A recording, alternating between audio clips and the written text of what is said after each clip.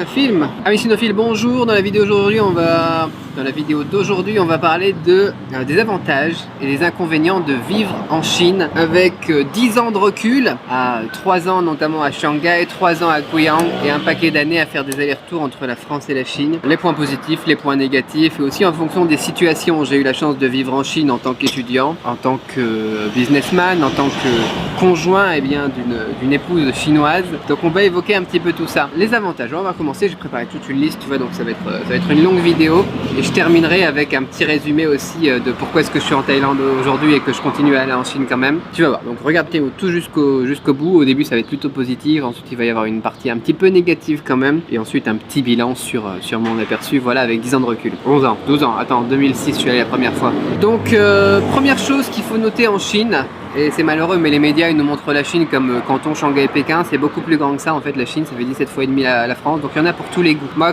alors c'est au jour d'aujourd'hui, voilà, quand je choisis un endroit pour vivre, je regarde surtout le climat maintenant, parce que je suis plutôt libre au niveau au niveau géographique. D'accord. Donc je regarde maintenant surtout les climats. Et après voilà, il y en a pour tous les goûts. Il y en a qui aiment bien les climats froids, donc ils vont dans le nord de la Chine. Tu vois, il y en a qui aiment bien les sports d'hiver, les choses comme ça, quoi. Et moi, je suis plutôt, j'essaye d'éviter, notamment l'humidité en hiver. Voilà, je déteste tout ça. J'essaye d'éviter les typhons de Shanghai, par exemple. Tu vois, la côte sud-est de la Chine, on se mange des typhons, tu vois, en août, septembre, octobre. Donc j'essaie d'éviter ça. Mais pourquoi pas? Peut-être que pour vous, ça vous plairait, quoi. Je suis plus maintenant dans le centre de la Chine, centre-sud de la Chine, où il fait plutôt bon toute l'année. En hiver, bon, ouais, c'est un peu frais, mais bon, sinon toute l'année c'est le printemps, quoi. Voilà, il fait bon toute l'année. À Guiyang, c'est une région montagneuse, pas polluée, tu vois, bon, moi j'aime bien. Donc il y en a pour tous les goûts. Tu as aussi l'île de Hainan qui ressemble bien au même climat que la Thaïlande, parce que c'est au même niveau que la Thaïlande. T'en as aussi en fonction des lieux, des mentalités différentes, tu vois. Les mentalités sont pas les mêmes en France déjà entre le nord et le sud, alors en Chine tu peux imaginer aussi, quoi. La mentalité shanghaïenne par exemple pour le business est très intéressante, mais d'un autre côté il y a des points plus négatifs, par exemple les shanghaïennes, les femmes de Shanghai, au niveau du rapport avec l'argent. C'est autre chose aussi, quoi. Donc voilà, il y en a pour tous les goûts, encore une fois. Dans les campagnes chinoises c'est un peu plus sympa aussi, tu vois, d'aller auprès des gens, mais donc ça dépendra aussi de ta situation, quoi. L'environnement est différent aussi, quoi. Tu veux du moderne, t'as Shanghai effectivement. Si t'aimes plus le traditionnel, t'as Pékin. T'aimes plus la vraie Chine, t'as la Chine de l'intérieur, quoi. Si t'aimes plus tout ce qui est nouvelles technologies, que tu veux te retrouver un petit peu comme à Tokyo, tu vois, tu vas à Shenzhen, tu vas à Hong Kong, quoi. Il y a pas mal de choses. Il y en a pour tous les goûts aussi au niveau de la bouffe. Je sais que dans toutes mes vidéos je parle de bouffe, mais bon voilà, quoi, c'est ça aussi, quoi, la cuisine chinoise. T'en as pour tous les goûts aussi. T'es plutôt sucré, t'es plutôt riz. Tu vas dans le sud, quoi, sud-sud-est, t'es plutôt nouilles, baozi, ravioli, tiaozi. Tu vas plus dans le nord, quoi. Donc voilà, il y en a aussi pour ça. Donc tu fais ton choix en fonction de ça. Et ça c'est un des gros avantages de vivre en Chine, c'est que le pays est énorme. À partir du moment où tu as le visa pour la Chine, tu peux te faire plaisir, quoi. Au niveau du budget, très gros avantage aussi au niveau du budget, la vie en Chine est beaucoup moins chère que la vie en France. Alors c'est aussi un inconvénient dans le sens où tu vas avoir tendance peut-être à te lâcher plus. C'est des choses qui me sont arrivées plusieurs fois. Pareil, la première fois que je suis arrivé en Thaïlande, quoi, tout est tellement pas cher. Alors, c'est ce que je fais encore aujourd'hui d'ailleurs. Tu vas au restaurant tous les jours, tu vas te poser dans un café tous les jours, tu vois. Tu te dis voilà, je veux rechercher un endroit un peu calme, je veux sortir de la maison, tu vas dans un café et puis petit à petit, même si rien n'est cher, le fait que tu y ailles 5 fois, 10 fois plus que normalement, ça revient un petit peu plus cher au final. Tu as tendance à te laisser emporter un petit peu et à plus faire la bouffe à la maison, à sortir tout le temps, quoi. Autre avantage de vivre en Chine, la sécurité. Voilà, si tu as vécu dans d'autres pays, par exemple les États-Unis, la France, les banlieues ou les choses comme ça, quand tu arrives en Chine, bien évidemment après les gens ils vont dire ouais, t'as les caméras partout, tu vois, le Big Brother et tout, on en reparlera dans une autre vidéo aussi, quoi. Mais d'un autre côté la criminalité elle est juste voilà, c'est ridicule le taux de criminalité par rapport à ce que t'as dans d'autres pays, quoi. Donc tu te sens en sécurité. J'ai déjà parlé dans d'autres vidéos le fait que, tu vois, comme ça m'arrive ici, tu vas pas fermer la voiture, des choses comme ça, quoi. En Chine, laisser les clés sur le scooter, quoi. Et puis les gens ils vont te mettre les clés dans la boîte aux lettres, ou ils vont te le ramener, ou t'as oublié de mettre l'antivol sur le scooter, quoi. Et les gens ils vont te porter ton scooter, le mettre devant ta porte, quoi. Tu vois, pour pas qu'on te le vole, quoi. C'est juste à la fois la sécurité et à la fois aussi les gens sont vraiment sympas, les gens sont souriants, les gens sont contents de vivre, et ça fait plaisir aussi. Dans nos sociétés c'est un peu morose parfois, tu vois. Bien évidemment les Chinois qui vont au travail le matin dans le métro, ils ont pas forcément l'air super gays, mais dans l'ensemble, tu vois, la façon dont ils voient la vie, c'est juste génial aussi. Les gens sont heureux. Qu'est-ce qu'on a d'autre? Peut-être que tu es en Chine parce que c'est pour le boulot, tu vois, tu as une mutation. Moi je connais des gens qui travaillent pour Auchan, pour Airbus, pour des trucs comme ça, tu vois, et que t'as pas le choix, ou pour Michelin aussi à Shanghai. Et il y a quand même des avantages à venir en Chine, même si t'as pas pu choisir la ville, t'as pas pu choisir ton climat, t'as pas pu choisir, tu vois, ton environnement. et la bouffe que tu préfères. Le fait que tu sois en Chine aussi, ça va t'ouvrir d'énormes possibilités, des opportunités que tu n'aurais pas pu avoir ailleurs, quoi. Le fait que tu sois un étranger en Chine, tu vas avoir des possibilités d'évoluer, même dans les entreprises étrangères, beaucoup plus rapidement que si tu étais resté en France, quoi. C'est pour ça qu'il y a pas mal de gens qui aiment bien aller faire un stage à l'étranger, aller faire un VIE à l'étranger, ce genre de choses, parce que sur un CV, après, ça ressort, quoi. Que tu souhaites rester en Chine ou alors rentrer en France, ça t'ouvre des portes qui normalement auraient mis quelques années de carrière en plus à obtenir, quoi. C'est l'aventure aussi, quoi. C'est l'aventure. Donc bon, voilà. Pour ceux qui ont le goût du voyage, de la découverte, c'est aussi une expérience formidable, quoi. Pour la langue aussi, si tu t'intéresses aux langues, tu vas prendre le chinois, c'est un gros avantage de venir ici, tu vois. Ça sera aussi un inconvénient, on en reparlera tout à l'heure. Si tu apprends pas le chinois et que tu veux venir en Chine, ça sera autre chose. On en reparlera tout à l'heure. Au niveau de la culture aussi, la culture chinoise, elle va déteindre sur toi. C'est d'excellents négociateurs, c'est d'excellents businessmen, tu vois. Honnêtement, entre la population plutôt juive et la population chinoise, c'est presque un concours, quoi, de qui fera le meilleur business, quoi. Tu les vois, quoi, c'est juste énorme la façon dont ils font du business, et puis cette culture du business, ils ont ça dans le sang, et du coup ça va déteindre sur toi aussi, et c'est juste énorme, quoi. Attention par contre pour les personnes qui sont là justement parce qu'elles sont mutées, parce qu'elles bossent à Air France, à Michelin ou n'importe quoi, ou à Auchan. Parfois ils viennent en famille. Faire attention surtout aux conjoints. Beaucoup de conjoints dépriment. C'est-à-dire que par exemple, il y a des gens qui vont rechercher cette vidéo sur Google parce que c'est la femme de quelqu'un qui bosse à Auchan et qui vont venir en couple ici en Chine par exemple. Enfin pas ici, là je suis en Thaïlande, mais en Chine, quoi, tu comprends le truc. Parfois, l'homme, lui, il sera au boulot, il aura son réseau de relations, il aura ses interactions aussi avec des francophones, des étrangers, des chinois au quotidien. Et la femme, souvent, elle est laissée à la maison. Alors bien évidemment, du coup, comme la vie est moins chère, tu prends du personnel de maison, tu prends ce qu'on appelle une AI qui vient de faire le ménage, qui s'occupe des enfants, qui fait la bouffe, ce genre de truc, tu vois, parce que ça coûte pas cher, tu vois, d'avoir du personnel de maison en Chine, en Thaïlande, etc. Tu vois. Mais au bout d'un moment, je remarque que beaucoup dépriment, beaucoup de femmes ou de conjoints dépriment parce que elles sont un petit peu isolées. Le mari, lui, il peut rencontrer du monde, mais elles sont un petit peu laissées toutes seules à la maison. Et donc, il faut le prévoir tout de suite, sinon ça sera un inconvénient. Il faut vraiment venir en Chine et puis se dire, voilà, je vais aller faire du chinois, je vais aller, voilà, pour la femme, par exemple. Enfin, ça peut être la femme qui travaille et l'homme qui est à la maison, après, voilà, quoi. Mais il faut aller sortir, aller faire des relations, rencontrer des Français aussi, des étrangers aussi, tu vois. Et puis profiter de tous ces avantages que j'ai évoqués avant et pas rester enfermé à la maison, sinon effectivement ça peut être un inconvénient. On a beaucoup de déprime, éventuellement si je retrouve, il y avait un article là-dessus qui était pas mal, je le mettrai en lien dans la description. Et après il y a aussi les couples mixtes.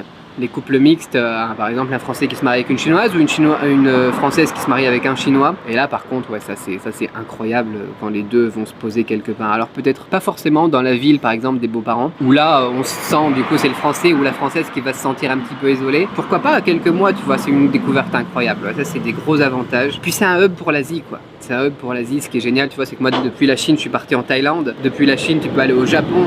Depuis la Chine, tu vois, un billet d'avion pour la Chine bien sûr c'est cher, mais à partir du moment où tu es en Chine, là il n'y a plus rien qui est cher, tu vois, tu vas en Thaïlande pour 50-80 euros, tu vas au Japon pour 100 et quelques euros, quoi. Et donc pour visiter aussi et pour te faire toute la Chine et toute l'Asie, que la Chine c'est grand aussi, il faut visiter la Chine aussi, et toute l'Asie derrière, c'est juste énorme comme possibilité aussi au niveau du voyage, quoi. Donc ça a été un gros avantage aussi pour moi. Lorsque j'ai vécu en Chine, j'ai voyagé beaucoup, notamment à l'intérieur de la Chine, et puis maintenant tu vois à l'extérieur aussi. Donc ça c'est pour tous les avantages, il y en a beaucoup, tu vois. À toi de voir ce qui va coller le plus avec ta situation, mais c'est énorme, quoi. Point négatif, parce qu'il faut les évoquer aussi, les choses que j'ai plutôt mal vécues moi en étant en Chine. Première chose, surtout quand c'était mes débuts en Chine, c'était le regard des gens. Les gens ils te regardent parce que tu es un étranger, même dans des villes où il y a 20-25 000 Français, tu vois, où il y a des dizaines de milliers d'étrangers comme Shanghai par exemple, les gens ils te regardent bizarre parce que tu as un gros nez. Tu vois, moi les gens ils disent que j'ai un grand nez parce que t'as des grands pieds, tu vois, moi je suis du 47. Et les gens ils te regardent, tu vois, ils font putain celui-là il a des gros pieds. Alors si en plus tu parles chinois, c'est juste voilà. Mais si tu parles pas chinois, c'est aussi pesant parce que tu vois que les gens ils sont en train de te dévisager, tu vois que les gens ils te prennent en photo, tu vois que les gens ils regardent tes pieds, etc. et qui se marrent parfois aussi de mes pieds. Et au début moi j'avais du mal à le vivre quand même, le fait d'être vu comme un animal de foire, comme tu vois quand tu viens. Tu vois, en France, je viens pas d'une minorité. Et quand tu arrives en Chine et que tu vis comme une minorité, à la fois c'est un point positif parce que ça te fout une grosse claque dans la gueule. À la fois, parfois c'est un peu dur. C'est pas vraiment du racisme, tu vois. J'ai parlé de ça aussi dans d'autres vidéos, quoi. C'est de la curiosité, c'est voilà, des gens ils discutent, quoi. C'est normal, quoi. Mais voilà, c'était pesant, quoi. C'était pesant. Il y a eu quelques fois où les gens me critiquaient en disant voilà tu nous voles nos femmes, ce genre de choses quoi. Puis il y a les préjugés quoi. Après les préjugés tu l'as dans l'autre sens aussi, tu vois, t'as un certain type de femmes chinoises qui vont essayer d'aller séduire les étrangers, tu vois, ce qu'on appelle les gold diggers, je sais pas comment est-ce qu'on dirait ça en français quoi. Et les préjugés, bon ça fait mal aussi quoi, ça fait mal dans les deux sens quoi. C'est pour ça que j'essaie de les casser sur cette chaîne. Point négatif aussi, la pollution. La pollution, encore une fois c'est pas en Chine, mais à Shanghai par exemple tu la sens bien, à Pékin tu la sens bien, ouais. À Guiyang non ça va. Donc il faut regarder aussi en fonction des endroits où tu vas aller, mais pollution de l'air, pollution de l'eau, pollution après voilà dans la rue etc. Ils y travaillent, ça fait des années qu'ils y travaillent, ça va en s'améliorant après, mais parfois ouais c'est un peu dur, faire attention aussi, pas boire l'eau du robinet, ce genre de choses, mais bon. Voilà, la pollution, ouais, surtout quand il fait chaud et sec et que t'as la poussière aussi parce que ça construit beaucoup en Chine. La poussière plus en plus, ah ben, la pollution, donc pollution du charbon, pollution des véhicules, pollution de tout ça, c'est un peu dur à vivre aussi. Dans les points négatifs, la culture du travail. Tu vois, je te disais tout à l'heure que la culture chinoise au niveau du business, etc. c'est bien. Ils font bien du business, ils négocient bien, etc. D'un autre côté, ce sont des gros bosseurs. Donc si toi t'es pas un gros bosseur et que tu arrives et par exemple tu es pris dans une boîte qui travaille avec des Chinois ou même dans une boîte chinoise et que tu te dis voilà mon contrat c'est 35 heures, j'ai le droit à 5 semaines de congés payés, et ben, je vais en profiter, et ben, tu vas être mal vu au final parce que tu seras vu comme quelqu'un qui bosse pas, qui est un gros fainéant, etc. Et les Français ils ont une réputation en plus avec les grèves et tout ça, hein. Malheureusement Air France aussi subit ça de plein fouet, et moi le premier, d'ailleurs je prends plus Air France. Voilà, vaut mieux rester un petit peu, faire des heures sup, ne pas prendre tous tes congés si tu veux être bien vu quoi, parce que là tu vas ressentir une pression à cause de cette culture du travail quoi. C'est à voir, c'est à voir. Le concept de face est aussi un petit peu bizarre parce que le code social est très important aussi, tu vois, vaut mieux te balader avec un stylo Montblanc, une montre Apple Watch et compagnie, tu vois, et puis ou même un truc moins cher, un stylo Swarovski par exemple, parce que j'en ai un ici, tu vois. Et puis être bien habillé parce que ça va être important pour les Chinois, et le fait que tu sois un étranger, tu gagnes de la face et il faut pas perdre la face ni faire perdre de la face, ça fera l'objet d'une autre vidéo. Mais parfois c'est pesant aussi, tu vois, les protocoles, les usages, le fait que tu dois pas refuser un cadeau, que toi aussi tu dois donner de la face aux personnes hiérarchiquement plus élevées, etc. Mais bon, voilà, je veux pas détailler ça ici et j'en parle déjà dans d'autres vidéos, on en reparlera dans d'autres vidéos quoi. Point négatif qui est la langue, bah la langue, si tu parles pas chinois, que tu parles pas anglais et que t'as pas l'intention de progresser, là par contre ça peut être un gros point négatif. Les Chinois parlent pas super bien anglais en règle générale quand tu sors des quartiers modernes, business ou des universités, ce genre de choses, du coup ça peut être handicapant. Un point négatif assez fort qu'on retrouve beaucoup en Asie, c'est la route, la façon dont conduisent les gens. Ici en Thaïlande aussi, au Cambodge encore plus, à Shanghai les vélos, les scooters, mais pas que ça aussi, tu vois, le fait que le respect du code de la route, tu vois, parfois il faut plus être dans le flux. Parfois moi j'ai déjà eu par exemple mon taxi qui faisait un demi-tour alors qu'il venait de prendre une route d'insertion sur la voie rapide sur l'autoroute quoi. Et il faisait demi-tour, donc il roulait à contresens, tu vois. Une fois j'en ai eu un autre qui a pris un pont et qui a fait marche arrière pour redescendre quoi. Enfin bon. Ouais, donc en plus des scooters, des vélos, des risques qu'on a comme ça, même si voilà la loi est de mieux en mieux respectée en Chine et que les permis sont de plus en plus durs à avoir, c'est parfois un petit peu compliqué, c'est assez dangereux la route. Et on pourrait pas parler des points négatifs en Chine sans parler du plus gros point négatif qui est la censure sur internet, de Facebook, YouTube, Twitter, Instagram, Snapchat, tout ça, tous ces trucs qui t'aident aussi à rester en contact avec ta famille ou pour le travail aussi comme Dropbox. Il faut accéder à ça depuis un VPN qui ralentit ta connexion, qui parfois sont bloqués. Ouais, la connexion internet au monde extérieur parfois, surtout en période politique, notamment en octobre avec l'Assemblée populaire nationale, ce genre de choses là. Les congrès au mois de juin aussi pour l'anniversaire du 4 juin 89. Parfois c'est un petit peu dur quoi, au niveau de l'accès à internet, et c'est frustrant quoi, c'est frustrant. Donc voilà pour les points négatifs qui me viennent à l'esprit, tu vois, en préparant cette vidéo. Il y en a peut-être d'autres, tu vois, des points positifs, des points négatifs. Dis-moi aussi, donne-moi aussi ton avis en commentaire de cette vidéo là-dessous quoi, comme ça on en discute et éventuellement on en reparle dans d'autres vidéos quoi. Après pourquoi est-ce que j'ai quitté la Chine moi spécifiquement? C'était surtout pour le système éducatif, pour les enfants. Pour le climat, je voulais vraiment être sur un climat de type l'île de Hainan, mais il n'y avait pas d'école française dans le sud de la Chine, sur l'île de Hainan quoi. Pour tout ce qui est aussi santé, c'est vraiment trop un business la santé en Chine. Les hôpitaux sont pas aussi bien que ceux par exemple qu'on peut trouver en Thaïlande pour le rapport qualité-prix. Et puis pourquoi est-ce que j'y retourne quand même et que ça reste mon pays préféré la Chine? Bah, c'est pour les investissements, c'est pour les opportunités. C'est pour, tu vois, ma vie actuelle, je l'ai grâce au fait que je parlais anglais, que je parlais chinois, et j'ai tellement d'opportunités partout dans le monde en parlant chinois. Tu vois, ici, je fais de l'immobilier avec des entreprises chinoises aussi, tu vois. C'est juste énorme, ce réseau de relations que tu développes, ces connaissances au niveau business que tu développes.